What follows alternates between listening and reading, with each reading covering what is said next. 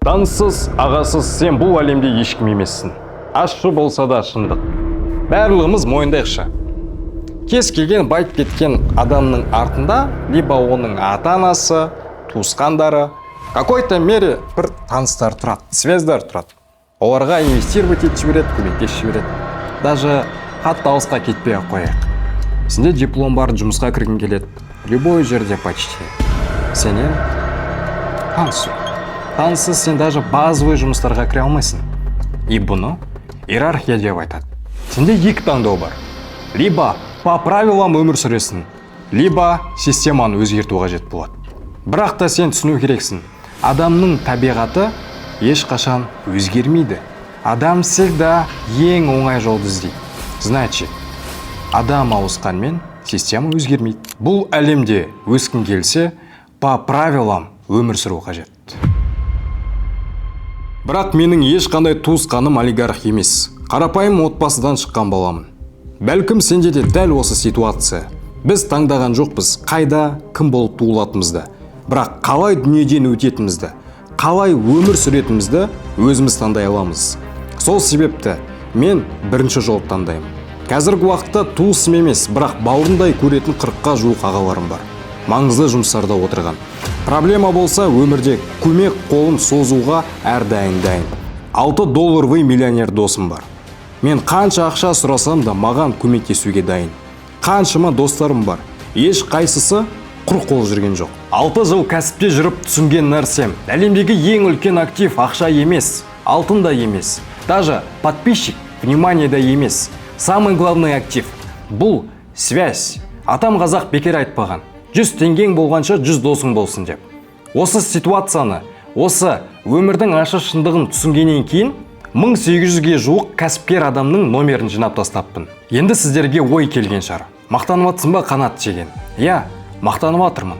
Себебі енді ұйықтайын деп жатқан кезде егер де маған бизнес идея келіп қалатын болса, и ол бизнесті жасау үшін маған 100 миллион теңге қаражат қажет болатын болса, онда мен оны бір күнде таныстарымның арқасында тауып тастай аламын.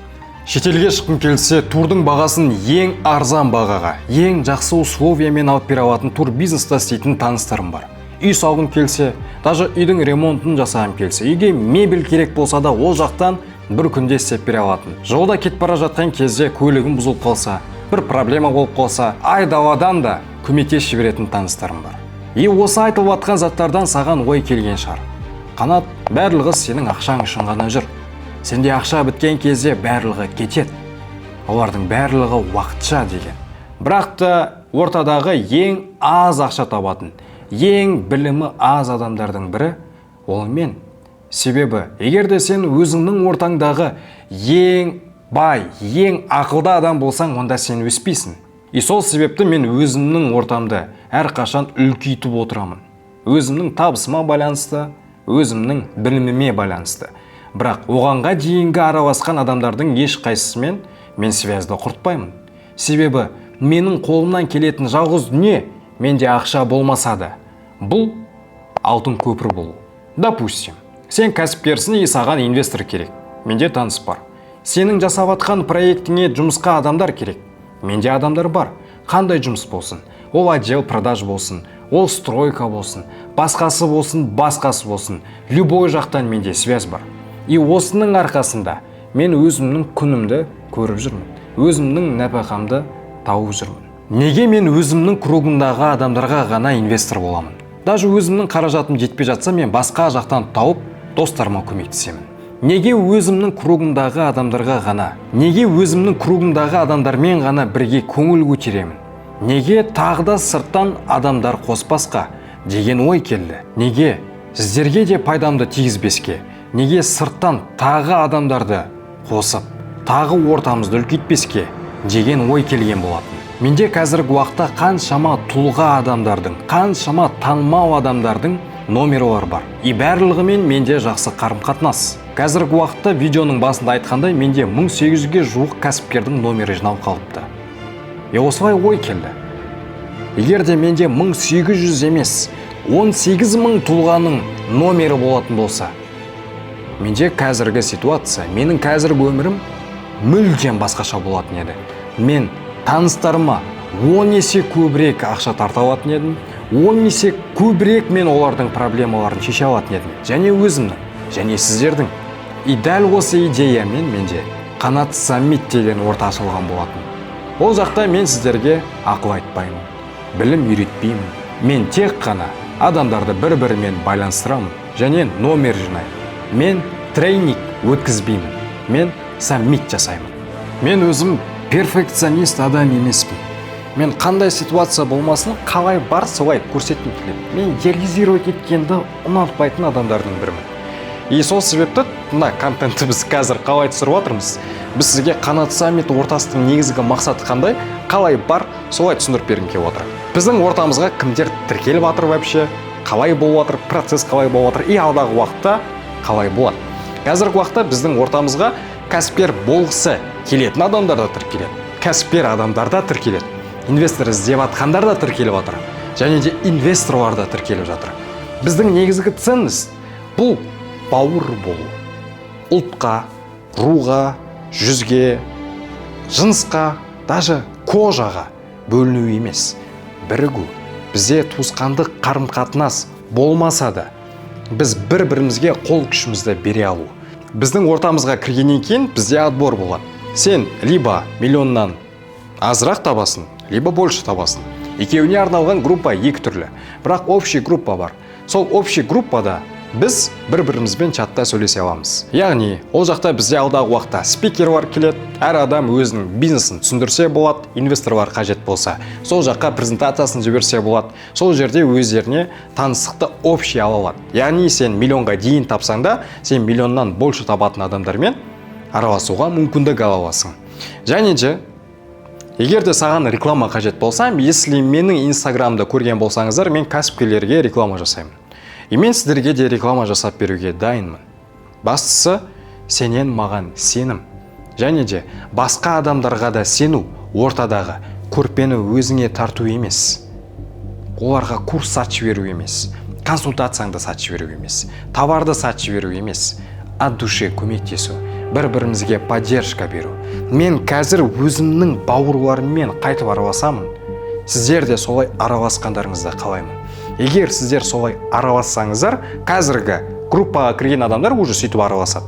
Жаңадан кірген адамдарды сөйтіп араласса, онда мен сіздерге долларовый миллионерлерге, миллиардерлерге доступ ашуға, есіктерді ашуға дайынмын. Менің мақсатым осы Қанат саммит ортасына үлкен ағаларымызды шақыру. Марғұлан Сейсенбай, Сырымбек Тау деген сияқты мықты ағаларымызды сабақ беруге шақыру. Және де олармен сөйлесу, олардан инвестицияны дұрыс сұрап беруіне и сұрау. И мен олардың барлығына осы халыққа, сіздерге доступ жасап бергім келеді. Бұл менің мақсатым. И біз бұған міндетті түрде жетеміз. Егер де сен олармен партнер болғың келсе, жетеміз бір күні. Біздің идеологиямыз алдамау, даму, қарыз сұрамау, көмектесу, бір-бірімізге пайдалы болу, көрпені өзімізге тарту емес, керісінше беру. Бұл біздің идеология.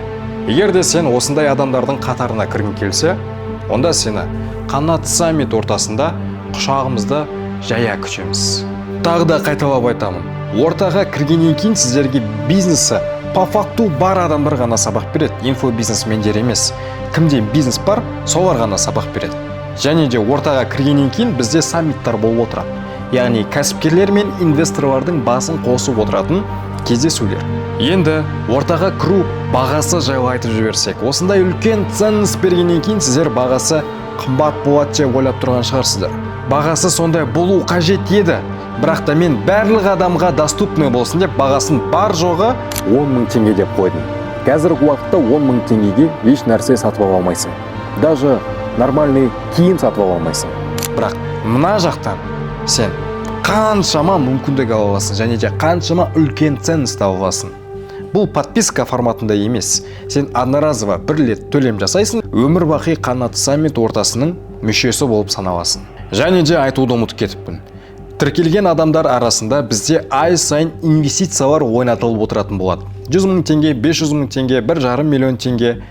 Егер де бізде тіркеліп жатқан адамдардың сапасы жақсы болатын болса, активный адамдарға біз больше инвестиция жасауға дайынбыз. Яғни біз сіздерге ақшаны дарын бермейміз, 100 000 теңгені сіздер заслужить ету керексіздер. Өздеріңіздің проектілеріңізді менің алдында қорғайсыздар, и мен сіздерге инвестиция беремін. Допустим, мен саған 100 000 теңге салдым, сенің проектіңді тексердік біз. Егер де саған ақша тағы да қажет болса, біз саған тағы ақша беріп отыруға дайынбыз. Бірақ та біз ақшаны под процент бермейміз, біз сенің доляңа кіреміз. Яғни 20% доляға кіреміз, и саған постоянно ақша беріп отыруға дайынбыз. Допустим, саған 500 000 теңге бердік, и сен 500 000 теңгеге субаренда бизнесін бастадың, бір квартирамен бастадың, и жылдың соңына дейін 100 квартира жасау қажет болса, сенің мақсатың.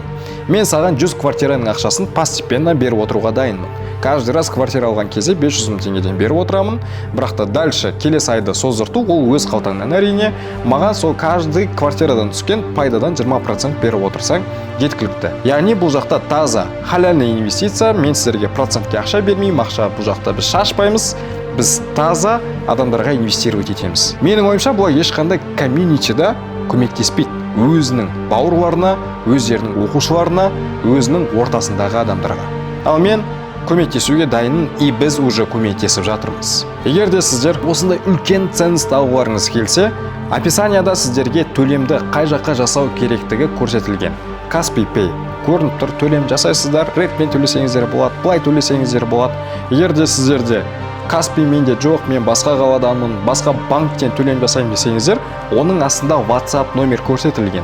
Сол жаққа жазасыздар, менде басқа банк карточкасы, мен басқа банктен төлеймін десеңіздер, сіздерге менеджер толық ақпарат беретін болады, және де төлем жасағаннан кейін чекті сол WhatsApp менеджерге жіберу керек, и сізді міндетті түрде қанат саммит ортасына қосатын болады, и біз бірге дамитын боламыз. Енді осы видеоның соңын мен великий Макиавеллидің сөзімен аяқтағым келіп отыр. Тот, кто не с нами, рано или поздно оказывается под нами.